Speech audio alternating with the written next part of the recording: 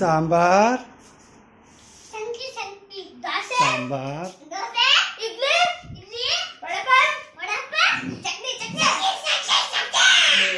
ಹಂಗ ನೀಟ ದೋಸೆ ದೋಸೆ ಇಡ್ಲಿ ಇಡ್ಲಿ ದೋಸೆ ದೋಸೆ ಅನ್ನ ಚಟ್ನಿ ಚಟ್ನಿ ಚಟ್ನಿ ಚಟ್ನಿ ಅನ್ನ ರೆಡಿ ಮತ್ತೆ ಸಂಕಿ ಸಾಂಬಾರ್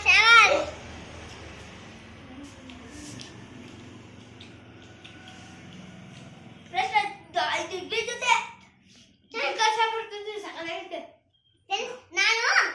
ನಾನು ಚಿಕನ್ ಸಾಂಬಾರ್ ತಿಂತೀನಿ, ಮೊಟ್ಟೆ ಸಾಂಬಾರ್ ಇದೆ, ದೋಸೆ ಮಾಡ್ಕೊಂಡೆ. ಮಮ್ಮಿ ದೋಸೆ ಮಾಡ್ಕೊಂಡಿದೆ. ನಾವು ಊರಲ್ಲಿದ್ದೀವಿ. ನಾವು ಅದರಲ್ಲಿ ಊಟ ಹೋಗ್ತೀವಿ. ನಾವು ಚಿಕನ್ ನಾವು ಇದು ಮಾಡಿದ್ದು ನಮ್ಮಮ್ಮ ಚಿಕನ್ ಮಾಡಿದ್ದೆ. ಇಡ್ಲಿ